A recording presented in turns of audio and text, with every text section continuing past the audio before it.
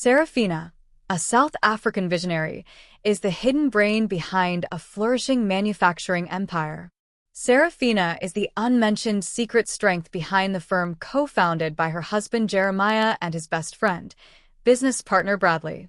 Her intuitive grasp of international business affairs and her investor connections built the company from paper to powerhouse. Neither man gives her credit, only ownership on paper and silence in meetings. But what she doesn't see coming is the two people closest to her plotting her downfall.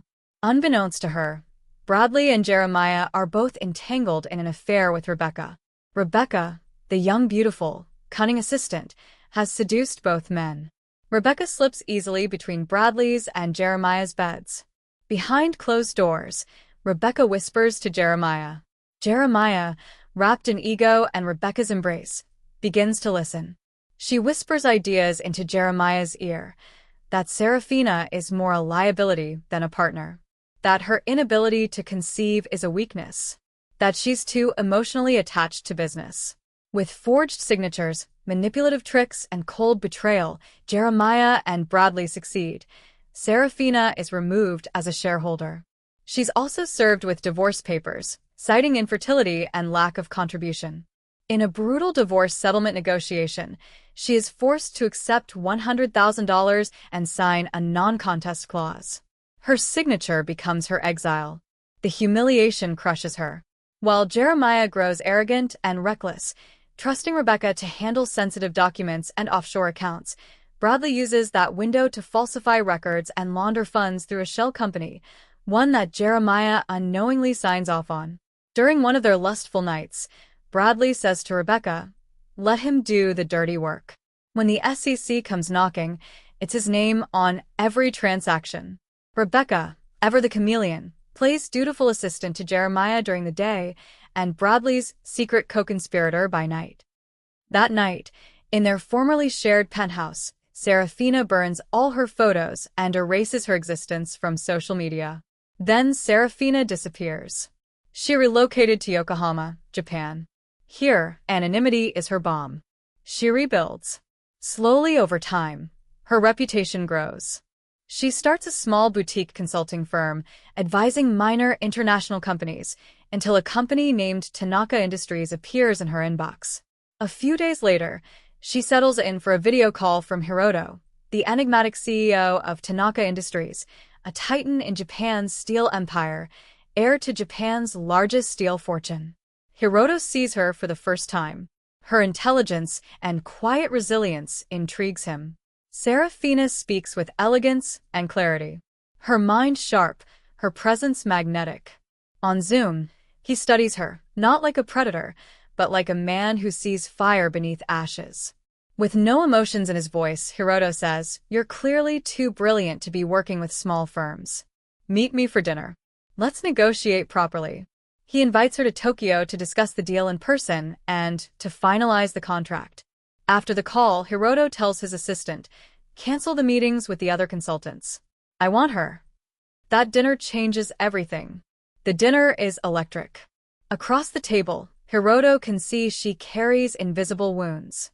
She doesn't speak of Chicago, but Hiroto knows pain when he sees it. Over wine and rain-slick city windows, he leans in closer. "You move like someone who has nothing to lose. But I see, you shield yourself in impenetrable armor," commented Hiroto. Serafina replies, "I had to lose everything to find me again." Hiroto places his hand over hers. His touch is reverent, his gaze lingering longer than it should. Serafina resists, at first. She fears being defined by a man again. Months pass from that electrifying dinner. Their meetings shift from boardrooms to rooftops. Their desire for each other suddenly develops into a passion neither one can ignore. Blossomed in stolen moments, candlelit dinners in private restaurants, hands held in jazz bars, city lights on rooftops above neon skylines. Hiroto is gentle and attentive where Jeremiah was narcissistic. One evening, after sealing a multi-million-dollar deal, Hiroto and Serafina finally surrender to their emotions. Their passion is hot, intentional, an unfolding of two souls finding solace in each other's bodies. They don't just make love, they create sanctuary. Their connection becomes elemental. Serafina and Hiroto are drawn together by gravity and desire. In his Kyoto penthouse, they melt into each other beneath silk sheets, city lights flickering beyond the floor-to-ceiling windows. In the secluded penthouse, they explore each other by moonlight, bodies entwined. They share a passionate moment in the shower, in the kitchen, even on his office desk. Each encounter is both release and rebirth, fiery, consuming, and deeply emotional. They share laughter between kisses, moans between whispered confessions. There are nights they barely sleep, intoxicated by each other's scent, voice, skin. Their love is untamed and uninhibited. Hiroto worships her like a temple. Serafina trusts him like the sea trusts the moon. In a quiet aftermath, Hiroto often traces Serafina's back with his fingertips and kisses her eyes closed. In a raspy whisper, Hiroto said, "I never knew love felt like this. It's a constant fire in my chest, yet it doesn't burn. I feel empty when you are gone and feel intoxicated when you are near." Serafina replied, "Then you must love me endlessly." She and Hiroto are deeply in love, but discreet. She fears her past from Chicago will taint her new life. She knows that in Japan, reputation is everything. 3 years later, Serafina is Tokyo's best-kept secret, consulting for top firms, including Hiroto's empire. Meanwhile, Jeremiah's firm crumbles. Back in Chicago, Bradley and Rebecca tighten their net. Rebecca manipulates Jeremiah into approving offshore transfers. Bradley launders the funds. A whistleblower tips off the SEC. Jeremiah is blindsided. Frozen accounts. Seized properties. Seized for financial mismanagement and embezzlement. Jeremiah uncovers emails between Bradley and Rebecca. Detailed, mocking, deliberate. Bradley, "He never saw it coming." Rebecca, "You're a damn genius." It's a conversation between Bradley and Rebecca, filled with damning language, mocking his foolish trust, and plotting the exact day they'd trigger the final audit that led to the raid. Jeremiah reads every line. Betrayed. Humiliated. In shock. But instead of blaming them, his ego flips the narrative. In Jeremiah's delusion state, he said to himself, "Serafina, she must have told them how. She always knew where the cracks were. She let this happen. She probably orchestrated this." Twisted by pride and denial, he convinces himself that Serafina orchestrated the entire downfall. After all, she was the brains, the strategist, the one who always saw 5 moves ahead. Desperate and broke, with no access to funds, Jeremiah begins tracking down Serafina, convinced she owes him a second chance and more money. Plans to borrow back the $100,000 and pitch a comeback. What he doesn't know is that she's thriving, or that she's with Hiroto. Jeremiah boards the flight to Tokyo, not just to win her back, but to manipulate her into helping him recover what he lost. He doesn't arrive humble. He arrives like a wounded wolf cloaked in charm. He finds Serafina. Crushed by betrayal, Jeremiah's ego cannot admit the truth. He convinces himself Serafina still loves him and would be able to fix this mess. She will be able to salvage this carnage, or at least get me back on my feet, he mumbles to himself. 2 days after arriving in Japan, Jeremiah appears at Serafina's office. He arrives like a wounded wolf cloaked in charm. She was stunned. "What are you doing here?" "Why are you here?" she asked sharply. Jeremiah replied, "I am here for you. I missed you." With a smug look on his face, "You always knew how to take care of me, of things." Jeremiah continued, "We built that company together. You and me. Bradley was just noise. Rebecca? A mistake." Serafina knew of his company's downfall. She read about it in the International Business Insider's magazine. "You ruined yourself when you chose ego over loyalty. And love. And now you're here expecting me to do what? Reestablish you? Build you back up? Or what exactly?" Serafina asked curtly. Jeremiah shouted, "You don't have to pretend. I know you pulled the strings. You always had that quiet way of watching, waiting. Help me fix this." We can start again. I know you still love me. You want us back. No, you never knew me. That's why you lost everything, replied Serafina. Before allowing Jeremiah to respond, Serafina said coldly, "Please exit the premises the same way you entered. Get out before I call the police. I'm sure you don't want to experience the humiliation of being tossed in the street like a used chewing gum." Jeremiah leaves, but he doesn't know Hiroto is watching. And Hiroto never lets threats linger. Rejected, humiliated, Jeremiah retaliates.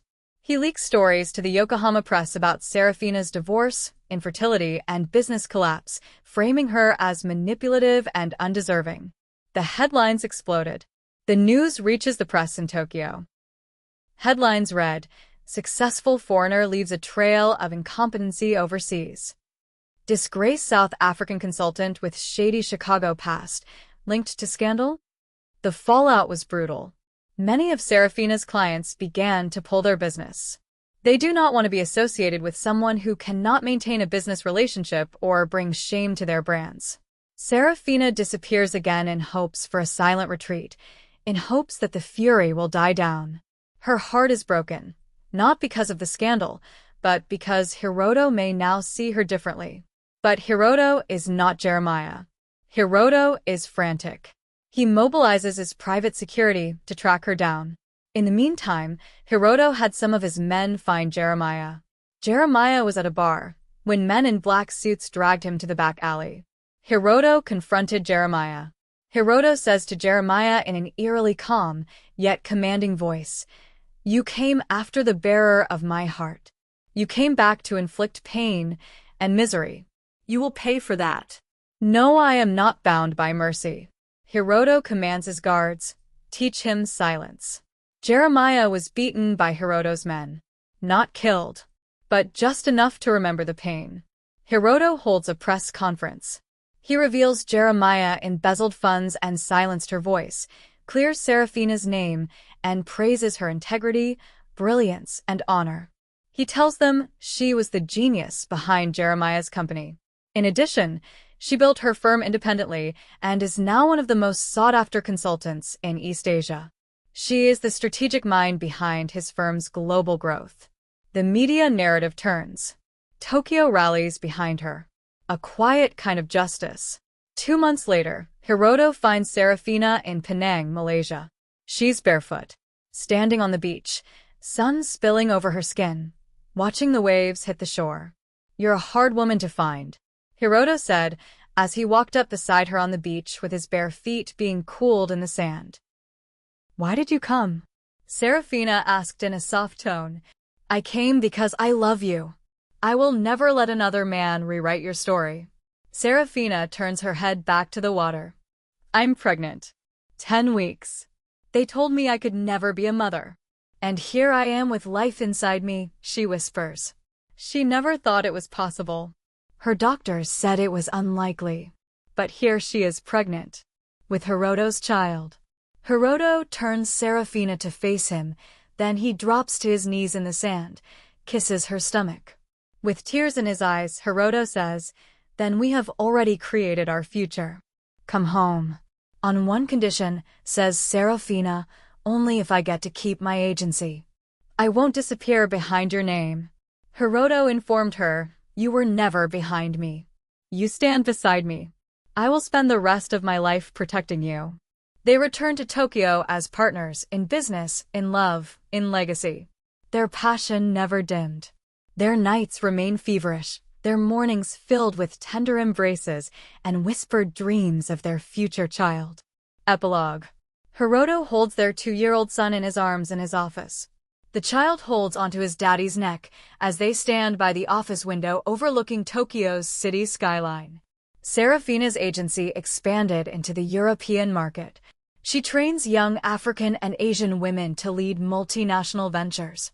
Back in Tokyo, holding her rounded belly, Serafina smiles to herself as she walks towards Takano Industries to see her son and husband.